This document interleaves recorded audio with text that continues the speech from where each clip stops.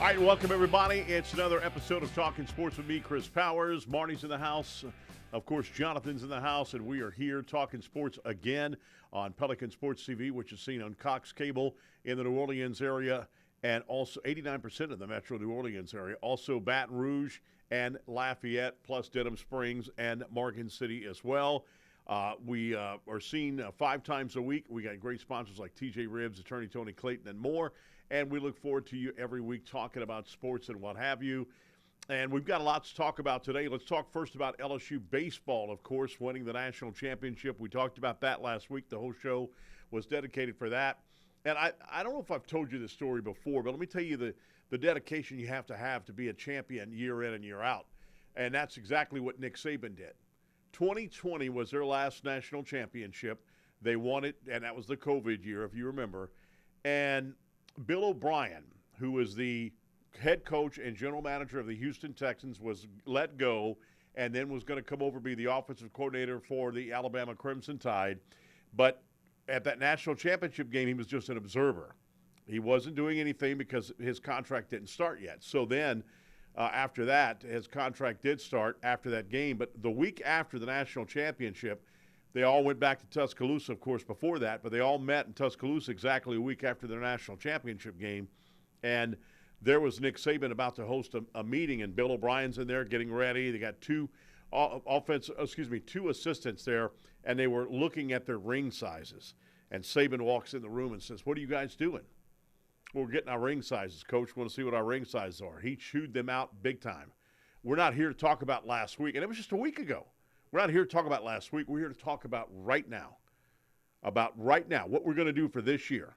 Let last year go. It's gone.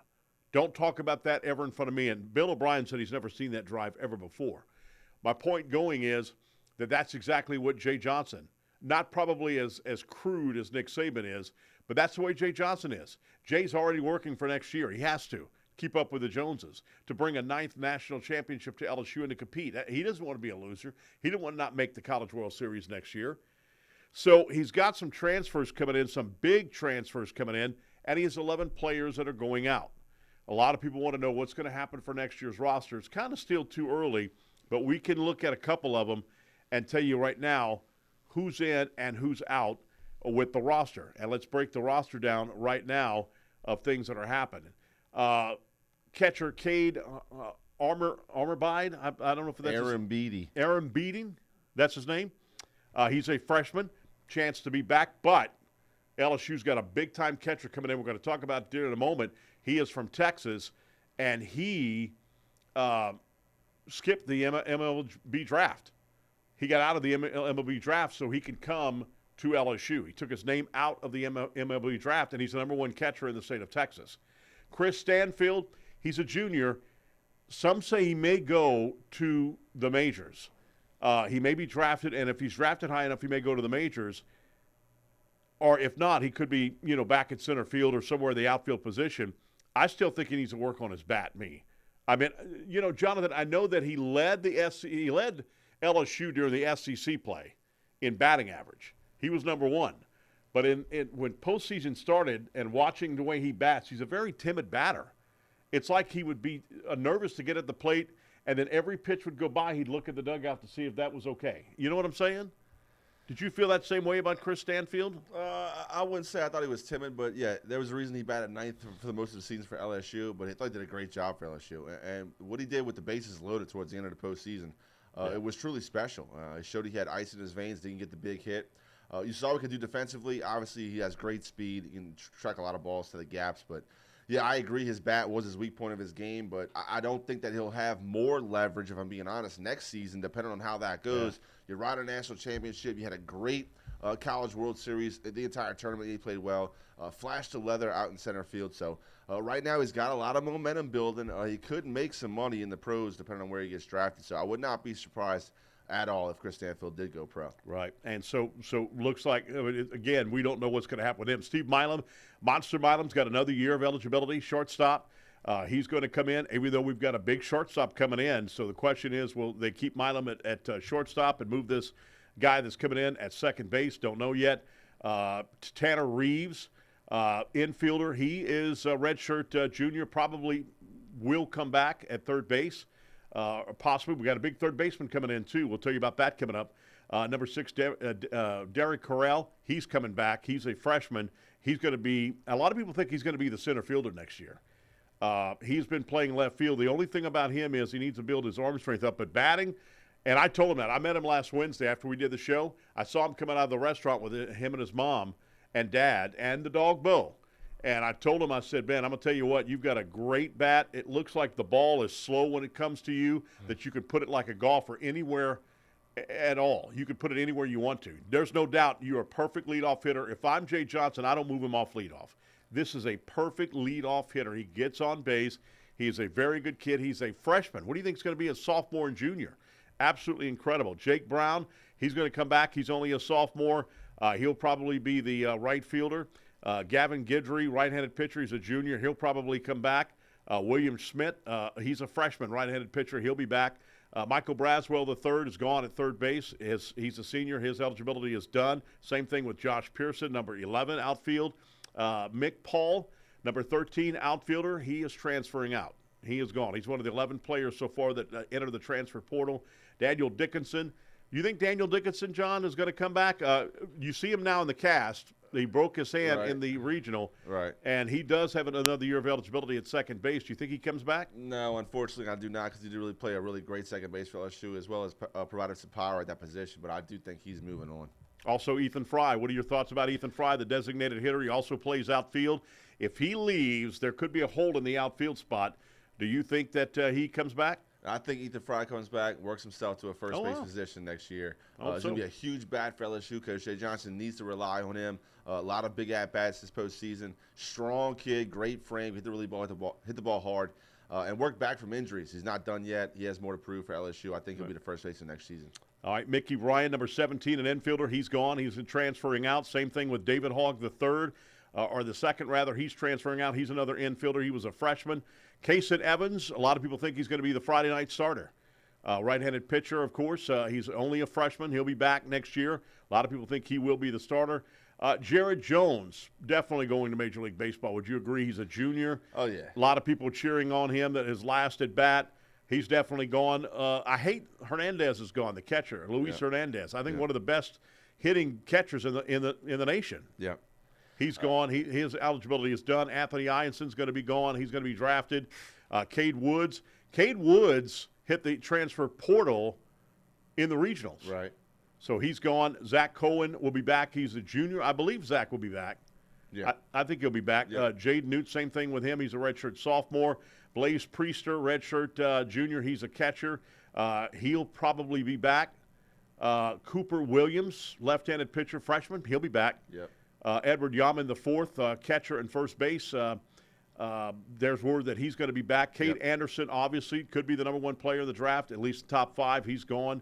And I hate that rule. He's a sophomore, but because he's going to turn 21 at that perfect area of the draft, he gets to go. Dalton Beck, outfielder, he is done his senior year. Chase Shores, and I met Chase Shores. I went with some friends of mine to have some drinks at Station Bar and Grill, and guess who's there? And I didn't even know him. Jay was there because he's a big, tall guy, but he was behind my back. He said, well, that's Chase Shores behind you. And I turned around and looked at him, and I asked him if he's staying. He said he don't know yet. He's a redshirt sophomore. All he knew how to do was throw the fastball. They taught him how to throw the slider this year. That's helped him a little bit. Do you think Chase comes back next year? I would love to see Chase Shores back, truly, but I do not think he comes back. I don't think so either. The stuff's just too electric because you can't coach 102. No. You can improve it and you can make it more consistent, but it's just God-given ability, and he has it. Yeah, I agree. And I told him that. He said, do you think the majors are going to come calling? Are you kidding me? You throw 102 miles an hour, and then when a Major League Baseball coach teaches you, you could go to 103, 104. I mean, at some point in time. I mean, by the way, the fastest pitch in Major League Baseball, the fastest pitcher period is 105. Yep. 105.7 is the fastest pitch in all of baseball.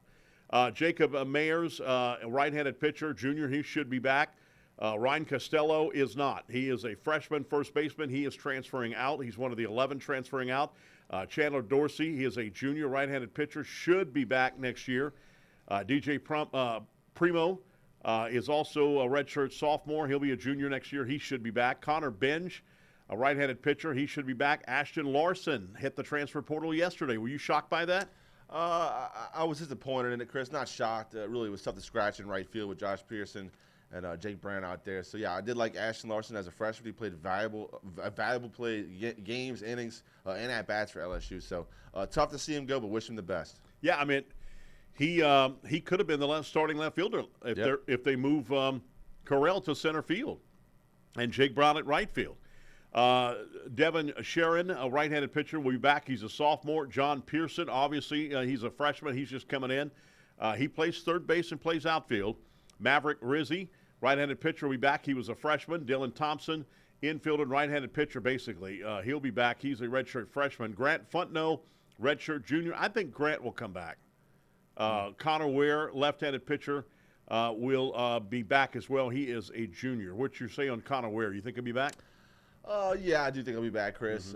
Development at pitcher, obviously LSU has proven this is the school to be at. So, talent. Look, all these guys are talking about are very talented, and LSU just because it didn't work out here, it's not because they didn't love the program, didn't love the coaching staff. Some guys like Mick Paul. I mean, Coach talked about Mick Paul before the College World Series. He was the only outgoing transfer that was going to make the trip with the team to Omaha because he did everything right. He knew he just wasn't going to scratch it as a Tiger. He loved the program, loved the coach, was very thankful for the opportunity, but sometimes it doesn't work out. Now, the guys at LSU, the guys that are those guys, those dudes, they love the big moment. They crave that big moment. They want to be it. They want to be in the biggest spotlight in front of the most fans. And look, once you get there, you find out sometimes it's really not for you. And look, there's nothing wrong with that. The guys still have bright futures in college baseball. Right. No question about that. 4 big new transfers have already announced coming in. Danny Lachenmeyer, he's a left-handed relief pitcher from North Dakota State. His ERA is a 2.37. He has 56 strikeouts last year and 9 saves. That's going to be big coming out of the bullpen. He could be the regular closer. Seth Darter is finally coming. He's from Mandeville. He's gone to a lot of places, and last year played at Kansas State. He got injured. He should be back for that. He bats .309. His on-base percentage is .409. His slugging percentage at .592. He had 60 hits in 2025 before he had a season-ending injury. So he's finally coming. But he's a shortstop. So the question is, will he play second if Dickinson's gone? Yep. Will he play third? Yep. No. I don't know because we have a hold at third base, so I don't know. But he is a shortstop, and he was the best shortstop out of Louisiana when he was signed. Well, when he left, and he couldn't come to LSU, obviously. So he went other places, but he was the number 1 shortstop in the state of Louisiana. Braden Simpson is coming. He's a third baseman. That's what I'm saying. I think that he'll be the third baseman. Get this, Jonathan. He bat .389. Yeah. This guy can bat. He's .477 on-base percentage. He had 91 hits last year, 77 ribbies, 22 homers. He's the top 10 in D1 third baseman. Yeah. So I think he's got the corner. I think he's got the hot corner. Braden Simpson probably will be your third baseman. Yeah, I agree, Chris. And I think Darter, the power is real. I mean, he had a ball off of Kate Anderson this past season that made it to the swimming pool. Absolutely crushed it. The power is absolutely real. He wants to be a Tiger. Darter is going to put an immediate impact for this lineup. All right, Blake Priester he's a catcher. He is transferring out. He's one of the 11. I think I got everybody else right. I hate to see Mikey Ryan, number 1 shortstop of Rummel. He's leaving. He was number 1 this last year actually when he was signed by LSU as a freshman. But I wouldn't move Monster Milam. He was the best defensive shortstop in college baseball. Only 4 errors all year. He was the best player on your team when you went to Omaha. So no, I think Monster Milam stays right there at the heart of the lineup and at shortstop. Yeah, and also he had 444 going into the World Series. In the regional and super regionals, he had 444. He came alive big time. He struggled a little bit in the regular season at some point, but he came alive in the postseason. You just can't say enough about that. All right, we've got more. He's going after Landon Mack. He's a right-handed pitcher from Rutgers. Also, Jaron Avancula. He's a second baseman from Cal. They're going after him. Bryce Callaway, a first baseman, right-handed pitcher. He's from UNO. They're going after him. Henry Godbout, infielder from Virginia. They are talking to him. And Omar Cerna, that's the high school kid, out of Houston, withdrew his name from Major League Baseball, the number 1 catcher in the state of Texas. So he's coming to LSU. Yeah, Cerna, that kid's an athlete for sure. Built. He likes to play football too, so we'll see what happens with the roster if he can maybe play 2 sports. But yeah, Omar Cerna, the power is legit. He's a good catcher. He's athletic. He can run. Coach Jay Johnson's fired up about getting him to the draft. You know, you want a short catcher if you can, because of the fact you have a tall catcher. When you stand up to throw the ball to second base on a pickoff, umpire already can't see the strike because of the fact that you're so tall, you're so big. I've seen that more this year than I've seen in a long time. Jonathan, you feel the same? I mean, it's a lot of times that the ump is like, and me as a play-by-play guy, seeing that, and you kind of forget because you see the catcher already standing up. He's so fast because the runner's got a big, break, a big jump. And it's almost you forgot what they called, strike or ball. Yeah, and just physically, it's tougher for a tall catcher. I mean, it's tough on the legs. You're squatting the entire game. You're shifting your weight from side to side, blocking balls. It really is tough on a tall catcher just because the muscle mass. I mean, it's harder to do curls if you have long arms. It's harder to do squats if you have long legs. And, a shorter catcher, low to the ground, low center of gravity, can block balls, get to them quick. And the power is real. So, everything you want in a high school catcher, this kid's got it. And I know Coach Jay Johnson's excited to have him. Yeah, Hernandez talked about he used to not be on his knees, but now he was more on his knees, sitting on his knees now than ever. Right. And so that's big time if you have a big hitter. But I'll tell you, I loved Hernandez. The 1 year he was here, wow. Yep. He was one of the best hitting catchers in all of the majors. And really, Chris, we haven't talked enough about the job he did blocking balls. I mean, Anthony Ianson, that slider, he would spike. He struck the first 3 out against Arkansas. First 3 in a row, had to block all 3 balls and throw the ball to first base to either drop third strike. And, Hernandez was as secure as it come with pass balls, understood the game. He might have been LSU's most cerebral base runner. Not the fastest. He was probably the slowest base runner on the team, but he knew how to steal bases. He knew how to take extra bags. Always alert in the game. And, Luis Hernandez certainly served his purpose well here in Baton Rouge. Yeah, no question about that. Obviously, you got some guys that could go pro for LSU. I think Jared Jones has to work on his batting. Notice that a lot of his home runs are going center field and right field, which means he's too late on the swing. They got to work on that timing big time for him. Also, I think that Braswell III is a great defensive player. They got to work on his. I think he makes Double-A possibly, or maybe makes some other form system or what have you. But he's a great defensive player at third base. Unfortunately, his batting was just horrible. He got one hit, kind of like Stanfield over at center field. He got one hit in the World Series. But other than that, man, great young man. I still am amazed by that. The head coach of Coastal Carolina says that obviously when Braswell charged that bunt and threw the ball, he threw the ball over the runner's shoulder to make the play. That's how beautiful of a play it was. And the Coastal Carolina coach was like, he was perfect angled at that, and he saw that and he goes, "Oh my God, look at that, man! You don't see that every day. That was a perfect throw." Braswell III was unbelievable at third base. Do you think he makes the majors, at least Double-A? I think he's got a shot to play professional baseball. Surely his defense is good enough. I mean, this guy was a D1 shortstop that moved to third base because Monster Malum actually took over that position. But what a luxury and embarrassment of riches it was for LSU to have 2 D1 SEC shortstops on the left side of your infield. I do think he plays professional baseball, but making it to the show is so tough. It takes years and years and years of bus rides and low pay. But if you love the process, your family's supportive, you can play minor league baseball the rest of your life. I mean, that is a way to make a living, especially with these days with endorsements you can get. Such a great kid, has a great head on his shoulders, very humble and grounded. So, he's definitely got all the makeup defensively to be a professional baseball player. If he can string together some hits and just play small ball, which he was able to do for the Tigers pretty well at the end there. He laid down some good sacrifice bunts. And, he can find a niche in professional baseball. There's no doubt about that. No question. Oh, you know what today is, by the way, right? What? It's it's August the 1st, right? No, July the 1st. July 1st. Bobby Bonilla Day. Oh, yeah. He collects $1.193 million until 2035. 35. And last year he played was 2001. Yep. What a contract. My goodness gracious. Would you like to just sit around, do nothing, and collect that every year? Sure. Yeah, I'd take till that. 2035. That's 34 years after he plays that he will stop getting paid. Wow. That's crazy. We'll be back with more as we're talking sports right here with me, Chris Powers, Jonathan in the house, Marty's in the house, back after this timeout right here on Pelican Sports TV.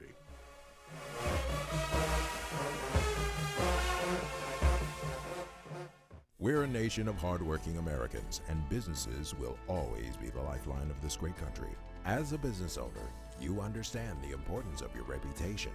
In times of uncertainty, you need a real lawyer who's serious about protecting you and your business. You need a problem solver. You need the law firm of Clayton and Fouget. Tony Clayton is a proven trial lawyer.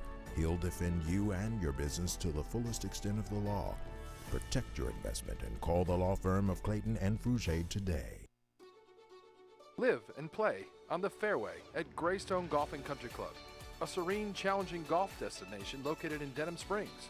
For tee times and membership opportunities, go to GreystonecountryClub.com. You can't smell it, but you can almost taste it. And whether it's for a family get-together or a game day feast, having Manda in the mix always sounds good. For 3 generations, their quality meats and original seasonings have made Manda a Louisiana legend and made their family sausage Louisiana's family sausage. Manda Fine Meats. The flavor says it all. If you're a wing lover like me, you already know where the best and biggest wings in Baton Rouge are. TJ Ribs on Acadia and I-10. But did you know they also provide some of the best catering in town? Yeah. Their catering packages are custom built for parties and tailgates and overflowing with the tastiest barbecue you can find. Whether you go with the MVP package, the Heisman, or the Natty, you can't go wrong with TJ Ribs because it's not just jumbo wings. They serve up truly tender beef brisket, perfectly roasted pulled pork, and smoky fall-off-the-bone baby back ribs. Don't forget the savory sausage and chopped beef. Come on down to TJ Ribs on Acadian and I-10, proud sponsors of the LSU Tigers and the Southern University Jaguars.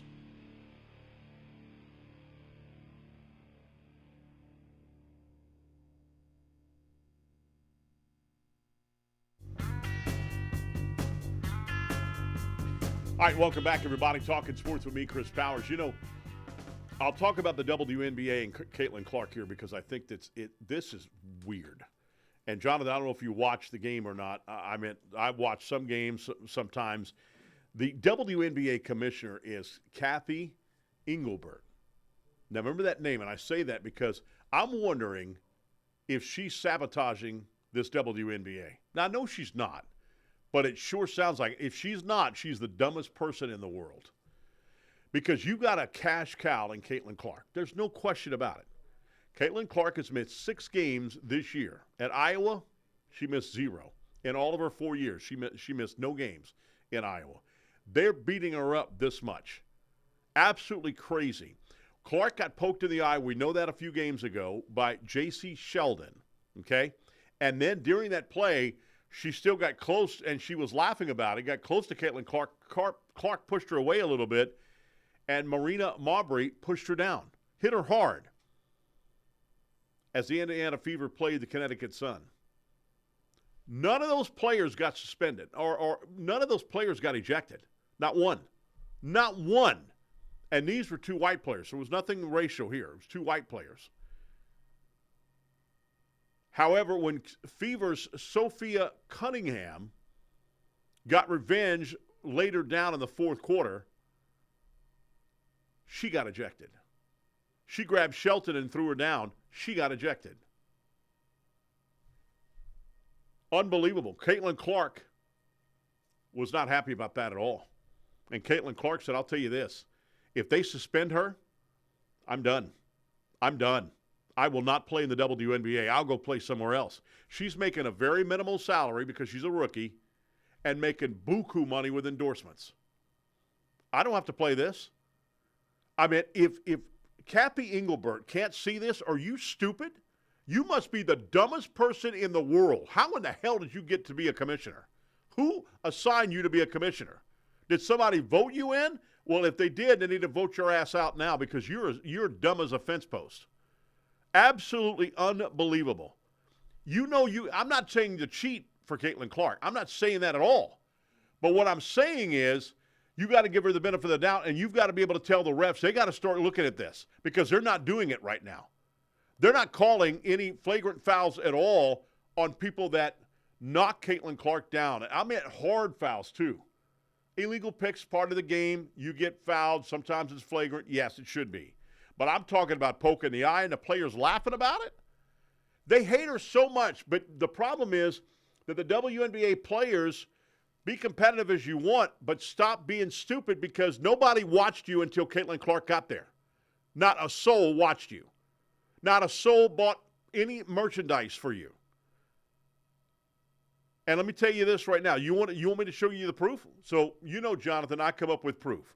I come up with stats. Let's get it to you.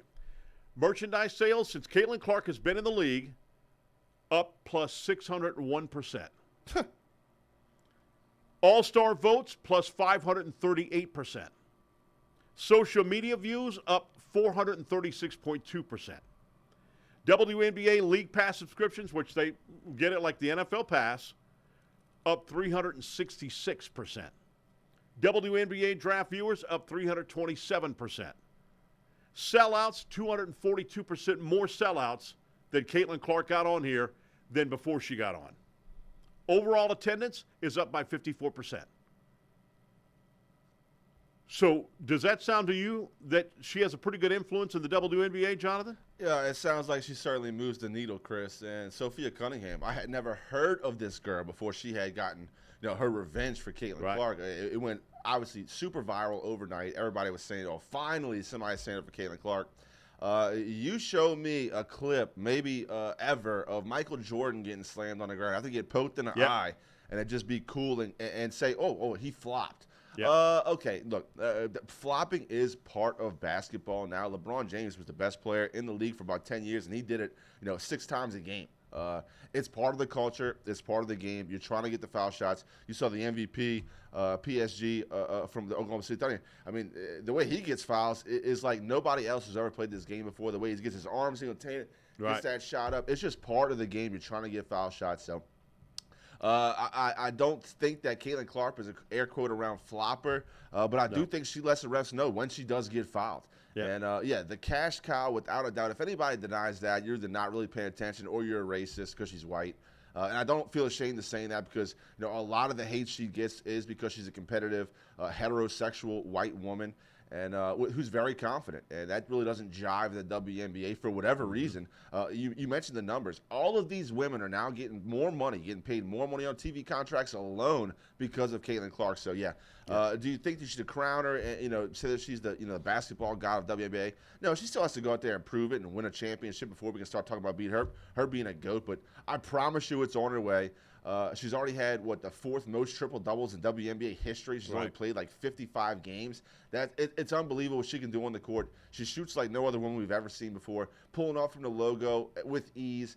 She's a lot of fun to watch, and they better start protecting her. And I'm not saying cheat for her, but I'm not saying don't cheat for her. Right, exactly. No, you want her in the primetime games. You want her in the spotlight. You want her in the playoffs. Just for the eyes alone, she absolutely moves the needle. So I'm not saying, don't cheat for her, but she should be in the championship or the finals every other year if I'm the WNBA. No question. And she led the WNBA and All-Star votes, just was released yesterday. Author Kristen Brennan, who did a biography on, authorized biography, she followed her around a while, and the book is out right now, hinted that Caitlin Clark could start her own league if she wanted to. Yeah. Endorsements from Nike, Gatorade, and State Farm are big enough as itself. And that she also looked at the numbers when Michael Jordan missed, when Tiger Woods would miss and wouldn't play in a game, when LeBron James wouldn't play in a game. They didn't have the effects that Caitlin Clark has right now in the WNBA. Right. Which means they didn't drop that far off of their ratings or the participation or the merchandise sales. Caitlin Clark means everything to the WNBA. And if this Kathy Engelbert can't see that, the WNBA commissioner, like I said, I don't know, go sell flowers, go sell something else, go work on the side under the overpass. We'll work for food. You better do something because this is stupid. You're an idiot. You're an absolute idiot if you don't see you've got a cash cow here. You're dumb as a fence post. I don't know where you went to school at. Walmart University, I don't know. To get your degree in management, in business management, because this is stupid. You better do something. You better get to the refs right now because several people are complaining about it. The refs are letting this out of control, and at one point, if she quits, bye-bye. Bye. Well, what was the number that Ice Cube offered her to go to the Big Three? Wasn't it like a couple $1 million? Like 4 times pay raise when she gets to WNBA? Yeah, she's going to go somewhere else and get paid a lot of money if you don't start protecting her a little bit. And she knows her worth, and that's part of the appeal of Caitlin Clark. She knows what she can do on a basketball court. She's very confident. She plays the ball like no other woman we've ever seen before. So, yeah, she has a lot of leverage. And if you start getting her knocked out of games for injury, now you have a whole nother world of issues on your hand. You lose your best player, your most valuable player, because you're not protecting her on the court. It really, it's like, what are you? Whose daughter-in-law are you? Yeah, exactly. I mean, absolutely unbelievable. Angel Reese was not named to the WNBA All-Star starters. She finished 5th in front court balloting. Yeah. That's from fans, players, and coaches, and general managers. Unbelievable. I mean, Angel Reese, and she's breaking records with rebounds. Some of it is on her own. Yeah. And I hate to be mean. So the bottom line is, my thoughts for you, Angel Reese, stop being the bad guy. Stop being the Dennis Rodman and start working on your craft. Right. Because right now you need all the help you can get. Because right now, in a couple of years, you're going to be let go. They're not going to re-sign you. You're not scoring. And the fans can't stand her. And Chris, I heard a rumor that they're going to start thinking about, not counting rebounds when you get your own miss, what they call me-bounds. Now that Angel Reese is going pro, they call them me-bounds. She gets 10 a game. They're thinking about not even qualifying that as a rebound in the book because, it's just happening so much. She's setting all these double-double records. Because she misses point blank at the rim over and over. And I do at times feel bad for Angel Reese, but then she gets in front of a camera and just opens her mouth and reminds everyone, this is why everybody hates on her. Yeah, exactly. And like I said, I hate to hate an LSU player. I want to pull for her. I do. But you did this to yourself, and I think she's a good person. Remember she got the Dre Beads headphones for the LSU basketball men's players? Yep. Got a whole box of them for them to try and motivate them to win. Bought a new house for her mom, but the apple don't fall from the tree when her mom starts, criticizing Angel Reese. There you go. The apple don't fall from the tree when stuff like that happens. And that's the deal. She learned it from her. So you have to set an example. When you have kids, you have to set an example. You can't do things and then you don't expect your kids to do the same thing because they're watching you. Especially when they're growing up, they're watching your every move. And if you have that kind of attitude like that, okay.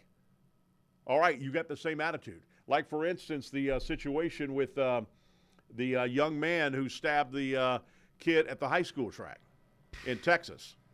Carmelo Anthony got over $700 million. Or, excuse me, $700,000. Yeah, $1.4 million. Now it's up to $1.4 million. But guess what?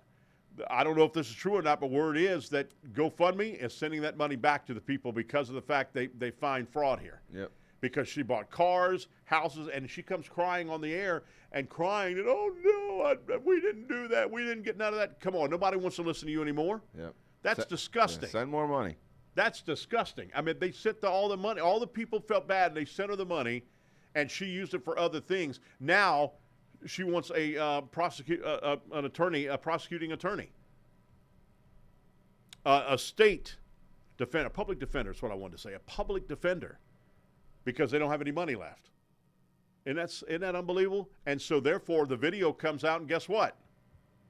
Video shows it was not self-defense. Right. That's why the grand jury charged him with first-degree murder. Yep. So my point is that, again, seeing her talk and seeing her the way that she did and what she just did for all that money, apple don't fall from the tree. Right. I mean, if I go and using the F-bomb when my son was little, guess what? He's going to do it. Right.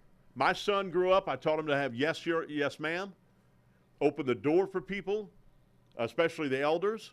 Always have respect for a lady. Never mistreat a lady. Never hit her, and always respect her. And he's done that. And everybody talks about and brags about how good of a young man he is. He went to the Marines, was a sergeant in the Marine Corps when he finished his 6 years, and it's because of the things I taught him and the things I instilled in him. First time he said, yeah, whatever. I went back in that house, and he was 4 years old, and I told him, you say yes, sir, yes, ma'am to everybody. You understand me, especially me. You understand? If not, you're going to meet Four Sisters on Thumb Street, brother, up right here, all right? And I know you're a good father. You got how many kids you have now? Three, two you got, boys 7? and a girl. Yeah, I got an 18-year-old just got his first car yesterday. So wow, yeah, we're going through it, Chris. I've been thinking and praying and just y'all be careful.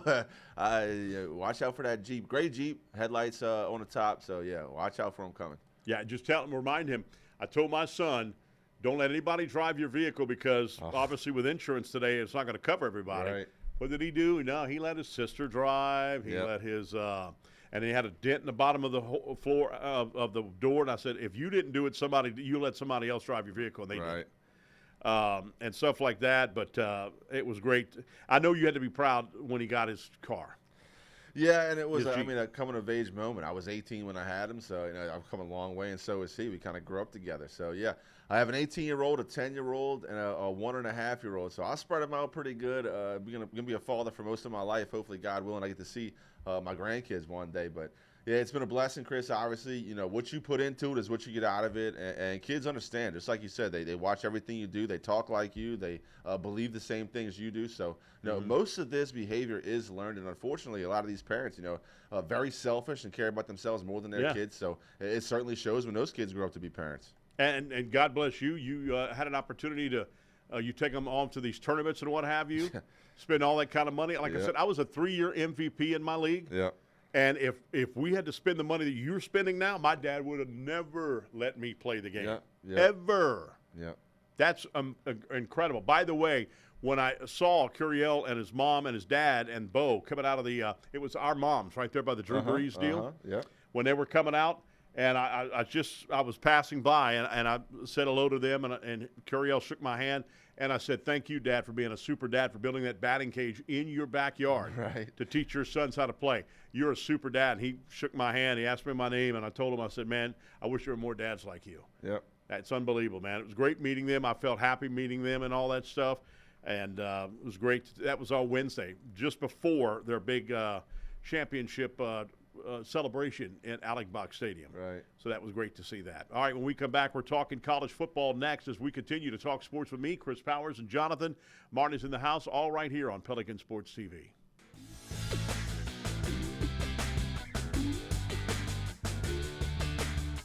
If you're a wing lover like me, you already know where the best and biggest wings in Baton Rouge are. TJ Ribs on Acadian and I-10. But did you know they also provide some of the best catering in town? Yeah. Their catering packages are custom built for parties and tailgates and overflowing with the tastiest barbecue you can find. Whether you go with the MVP package, the Heisman, or the Natty, you can't go wrong with TJ Ribs because it's not just jumbo wings. They serve up truly tender beef brisket, perfectly roasted pulled pork, and smoky fall-off-the-bone baby back ribs. Don't forget the savory sausage and chopped beef. Come on down to TJ Ribs on Acadian and I-10, proud sponsors of the LSU Tigers and the Southern University Jaguars.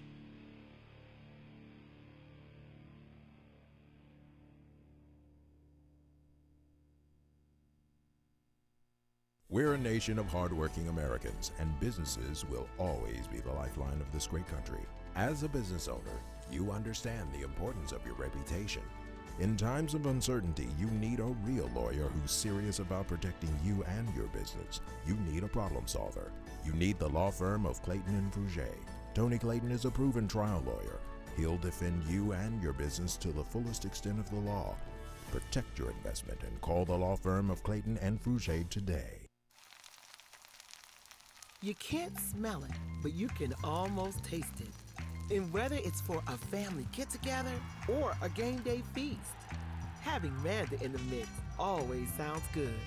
For 3 generations, their quality meats and original seasonings have made Manda a Louisiana legend and made their family sausage Louisiana's family sausage. Manda Fine Meats, the flavor says it all. Live and play on the fairway at Greystone Golf Country Club, a serene, challenging golf destination located in Denham Springs. For tee times and membership opportunities, go to greystonecountryclub.com.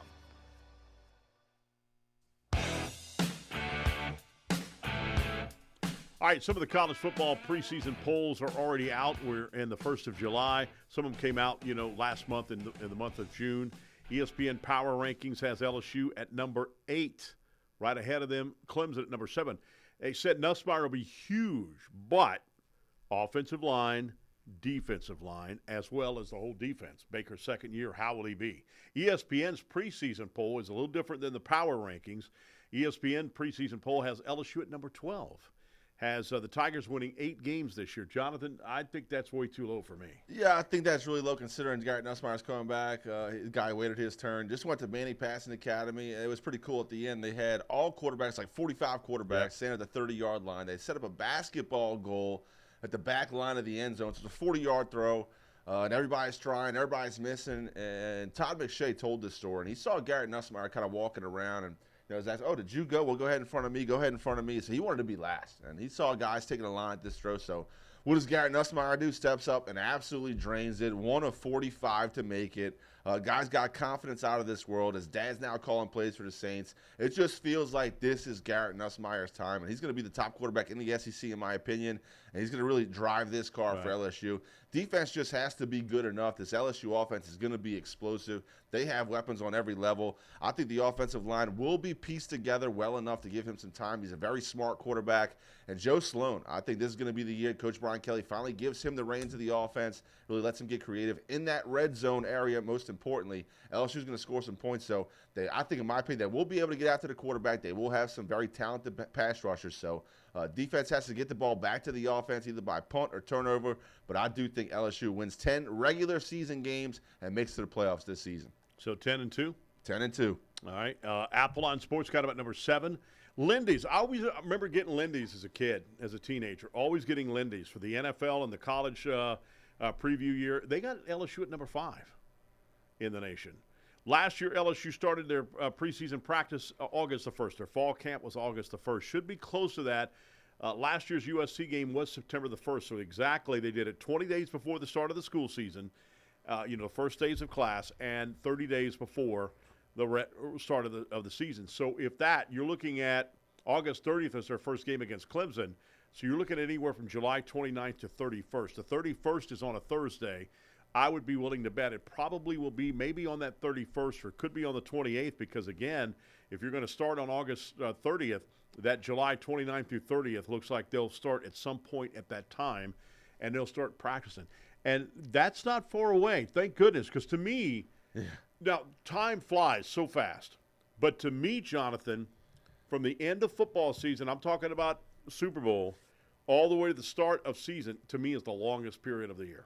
Yeah, and thankfully for all of us, LSU made a great run to the postseason college baseball. But now that that's over, you're like, what are we watching at night? It's on TV. It's not even worth turning it on. So, yeah, luckily for me, I spent a lot of time at the ballpark, so I haven't had to, miss the live action sports on television. But can't wait for college football. Obviously, Coach Brian Kelly has to get off to a better start than the last 4 years. Got to win the first game if you have a chance to win that 10th regular season game and make a push to those playoffs. But it's going to be a top 10 matchup. I think everybody in Baton Rouge kind of figured that with Clemson. Going to be on the road. Going to be a tough test for LSU, but I do think that they are rated right around where they should be. Somewhere in the top 10, not in the top 5. Give them something to play up to, and don't put too much expectation on this team early because, look, they've stumbled out the starting blocks the last 5 years. So Coach Brian Kelly obviously circled the date against Clemson. They're ready for it. And we'll see. It's right around the corner. Thank goodness, like you said, because, what are we even watching on TV now that college baseball's over? Right, exactly. Major League Baseball, to me, don't get after the All-Star break, that's when it gets interesting, and when you're going to find out your contenders. You can watch the WNBA, I guess, or, NBA's done. Hockey's done and what have you. But so you're right. There's nothing on TV to watch. Go to movies. That's when people go on vacation. So go to vacations 4th of July week. Yeah. But if you're going to the state of Florida, understand there's a tropical storm that's moving off the coast of Mexico. Yeah. And it's going to skirt around the Louisiana Gulf Coast, Louisiana, Alabama, Mississippi Gulf Coast into Florida. So be aware of that. That could be around July the 4th. Right now, still undetermined about that. All right, we'll come back. We'll wrap things up as we're talking sports with me, Chris Powers, Jonathan, and Marty's in the house as well. Back after this time out here on Pelican Sports TV.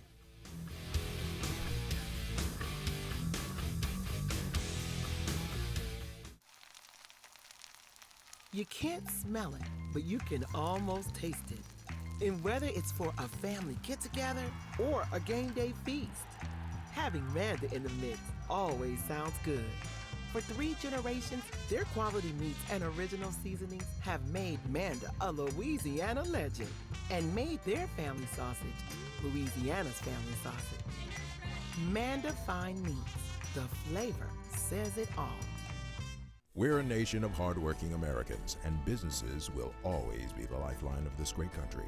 As a business owner, you understand the importance of your reputation.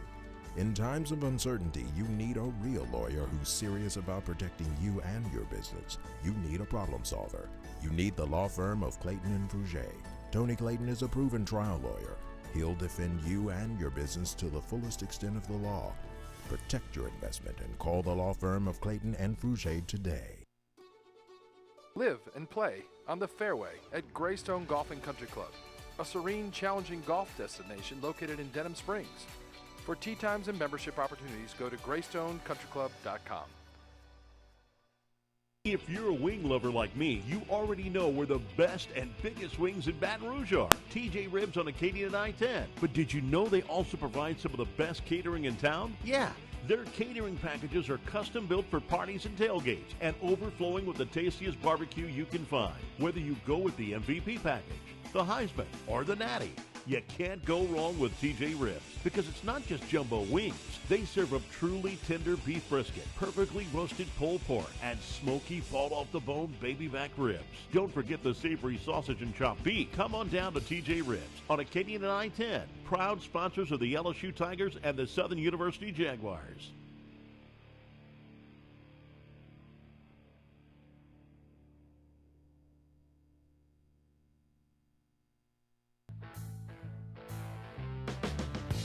All right, welcome back, everybody. Talking sports with me, Chris Powers, Jonathan in the house, also Marty in the house as well. The Pelicans, the New Orleans Pelicans, signed center Kevon Looney yesterday from Golden State on the first day of free agency. It's a 2-year, $16 million deal. They needed a good center. He is a NBA champion for the Golden State Warriors. He has got a few rings on his finger. So we'll see how that's going to work out. They need him because of the fact we did draft a center in Derek Queen from Maryland at the 13th pick.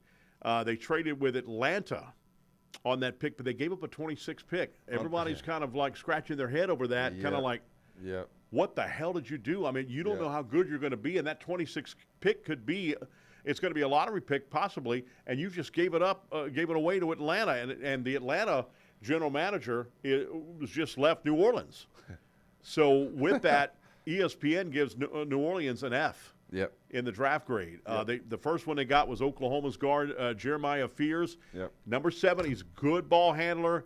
They like that pick. They think he's a good player. But Queens is a guy that they don't know about. They also got Micah Peavy at the 40th pick, a guard from Georgetown. Overall, what are your thoughts on the 3 players they got from the draft? Well, I hadn't really followed the NBA draft all that close. I mean, obviously the Pelicans had number 1 picks twice since I've been following it a little bit, very, from the distance. But from what I've heard, this trade with the Atlanta Hawks to move up 10 spots from 23 to 13 to pick an undersized, and I'm not trying to throw shade at the big man from Maryland. I think Queen's going to be a fantastic player. He's got all the skills you could ever want. He handles the ball well. He can pass, and he's a big body. But to move up 10 spots to a guy that wasn't that big of a difference between 10 and 13. I'm talking about skills-wise.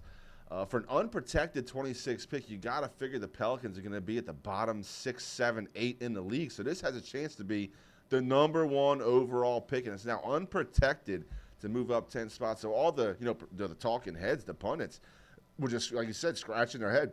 Why would you do this to move up 10 spots? But obviously Joe Dumars loved this kid, Queen, and hopefully he can come in immediately to help the Pelicans. They had that guy they got last year in Messi that did really well. He had like the most blocks out of any rookie in the last 8 years, whatever the number was.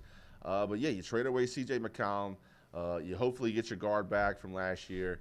You pick up Poole. That guy could score. So you got Herb Jones, and you got you have a group of talented guys, but again, it comes down to the X's and the O's. Are they going to be able to execute when a game comes down to the line? Are you going to go down to those huge runs where you get down 15, 16 points, now you're fighting for your life at halftime?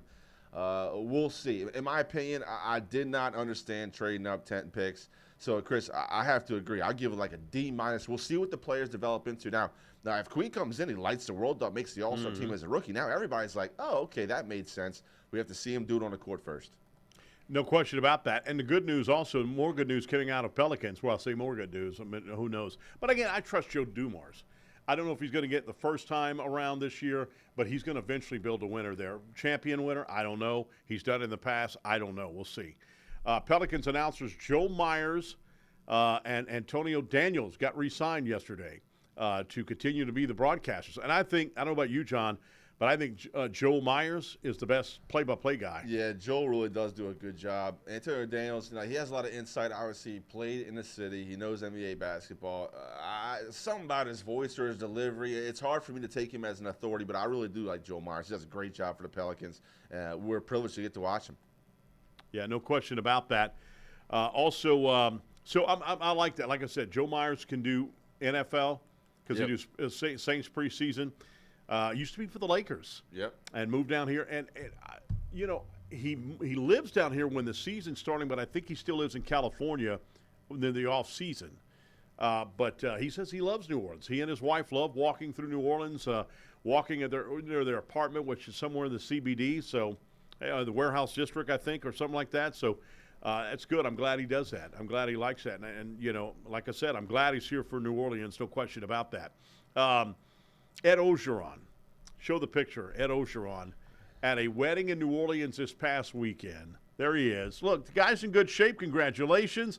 He is dancing to a little Bootsy song that's being played at this wedding. And there he is dancing, took his shirt off and what have you. Jonathan, I don't know about you, but if that's my uncle, if that's my dad, we got to seriously commit you to a hospital or something. Are you okay? What the hell's going on with you? Yeah. Why? No, Yeah. Jonathan, have you ever been to a wedding where one of your relatives takes their shirt off? So, unfortunately, I have, and I'm not going to call No, you didn't. my wife's side of the family, but yeah, they're from the St. Rose Destrehan area, so they like to have fun at weddings for sure. It's never a good idea. If you're thinking about taking off your shirt at the wedding, you better be the one getting married, or nobody else is going to think, oh, Right. that's kind of cool. He's having a good time. Ed Ogeron, not only did you take the shirt off, and look, he is in good shape, not hating on Coach Joe, but then his hands get stuck in his cufflinks. He can't even get the shirt off. He's trying to give high fives through his shirt. It was a bad look. I know he had a few cocktails that night, and he was having a good time. And you could tell the crowd really loved it. It was like an entertainment for the crowd. But, yeah, I mean, Coach, you were at the pinnacle. You were at the top, and now you're a sideshow at a wedding taking your shirt off. Look, he's still going to bed every night with beautiful women saying you got paid a ton of money to do it. So tough to hate on Coach Joe. Hope he's doing well. I hope this is just like a one-off of his everyday life because there's going to be a lot more viral videos of Coach Joe if this is how he acts at weddings. I saw him in an interview not long ago. He said he's somewhere. He's not living in Baton Rouge anymore. He lives somewhere off the beach. Miami. Oh, he does live in Miami now? In Miami, yep. Yeah, you can see the ocean and all that stuff. So, I know he used to live in Baton Rouge pretty regularly because my niece would see him at Benny's Car Wash. She was a manager at Benny's Car Wash all the time, every day. Yeah. She'd see him, but she hadn't seen him in a long time, and I guess that's why. I hate it might have been a tough weekend for O. I think the Louisiana Supreme Court just determined his wife does get $4 million of the buyout. $8 million. $8 million. She gets $8. $8 million. That's almost half of what he got. Now, I don't agree with that. I think she should get $4 million, what you just said. Right. Because she didn't go out there all those hours in coaching and all that stuff. Recruiting and stuff. No. So I do not like that because the regular court said no on that. But the Supreme Court came back and said $8 million out of the $17 million buyout he got to give it back. That's crazy. Ouch. That is crazy. And how much money? I mean, I could survive off of that. Yeah. But the only problem is the longer that he waits for not getting back into coaching, and I'm not talking about head coaching. Right. I'm talking about position coaching. Defensive line was his forte. Don't be shocked if it's going to be hard for him to get back in it. He's a great recruiter, though. Everyone talks about how great of a recruiter he is. Yep. And, when people talk about how bad of a coach he was, I'll say this. I'm going to hold off just a little bit. Because you can't do an accident and have the perfect season they did. No, not at all. Yeah, I mean, he did. Give him credit where credit is due. Yep. They had one of the best. I think Ohio State may have passed him as far as top 10 wins last year. They had 5, LSU had 4, or 7, I'm sorry. I think they had 8 base because of the playoff, though. The playoffs, the amount of the playoff games makes a difference for Ohio State to have that amount. I still think the 2019 LSU team is one of the best all time in college football history. When people say the Miami team, no, get the hell out of here. They didn't have as many top 10 wins as that. Get out of here. They may have had a lot of NFL drafts. They didn't have as much as LSU. Now, get the hell out of here. I don't want to hear that. Robin Fambro has been writing on high school sports for the Baton Rouge Advocate for a long time, and probably, I think, must have went over to NOLA as well because it's all together, writing for the Picayune. She is retiring after 34 years. She has been a big staple in high school sports big time, and now she is retiring from the Advocate. No word if she's going to do one more year. This will be her last year. I don't know, but I think the word is that she is gone right now. This is it. She just dropped it. Nick Saban talked about coming to LSU and was introduced into the Louisiana Hall of Fame, the Louisiana Sports Hall of Fame, this past weekend. Great to see that. And I don't know if you saw that story, John, but Nick Saban talked about it. So he was unhappy with Michigan State's administration. They didn't want to do more to improve the football facilities and what have you. So he can't come down. That's why he was interested in the LSU job. He can't come down, so he meets Emmert and all of them in Memphis, Tennessee, privately, secretly, and he talked about, I'd like to go. Okay, but I can't go and tour the facilities because they're going to find out in Michigan State that I'm coming, so I'm going to send Miss Terry over. So I've heard the story where Miss Terry did come. She loved the city of Baton Rouge. She loved it a lot, but she thought the facilities were not there. The coach's office was in a bank building. I don't know. I think that means the administration office right in front of Tiger Stadium. Where would they put? They wouldn't put a LSU football coach downtown Baton Rouge in a bank building. There's no bank buildings around there. It had to be the LSU administration office right there in front of Tiger Stadium because I know that's where they used to do the press conferences when I covered LSU. But anyway, so he talked about that. They didn't have a football-only facility and what have you, and she said, you're going to have a lot of work to do. Well, when he came down here, finally accepted the job before we went to the press conference, and I was there at that press conference, she said, I didn't think it was like you said. I mean, I thought this is bad. Terry Saban said, put your big boy pants on and get your ass to work now. I mean, so you see where he gets also his drive at. She's driven as well. Terry Saban is his right hand. There's no question about that. He talked about his great deal about being here at LSU. Now, he didn't mention it this weekend, but he's mentioned it several times. The biggest mistake he ever made in his life was leaving LSU. That's the biggest mistake he said I ever made in my life, was leaving LSU and going to Miami, period. And then he ended up at Alabama. Do you think they ever put him in the Ring of Honor at Tiger Stadium, Jonathan? He certainly deserves it, Chris. I do too. Elevated this program, this platform to a national stage. Really told everybody across the country what could happen at LSU, how much talent was in the state, and changed the game forever for LSU. So I think he deserves it. He's always spoken kindly of LSU, and if the worst mistake you ever made was take a pro job and come back and win 6 championships, you've had a pretty good life. Right, no question about that. The Manning Passing Academy was this past weekend in Thibodaux, Louisiana, or at Nicholls State. Unbelievable. I think it's a great shot, big time. You've got not only high school quarterbacks, college quarterbacks coming in. You got people like John Gruden was there. Everybody going crazy over this. I think we need to do what we need to do to keep this thing here. It's not talked about leaving, but this is a very good deal for the state of Louisiana. I talked to Southeastern Frank Pergolizzi back when it was in Hammond, and he let it go. He said they were tearing his fields up. I said, are you stupid? Are you stupid? And Archie Manning was that day live on CBS's morning show. Unbelievable. I said, Frank, I love you to death, but that was a stupid move. We'll see you next week on Talkin' Sports with me, Chris Powers. Until then, have a good week.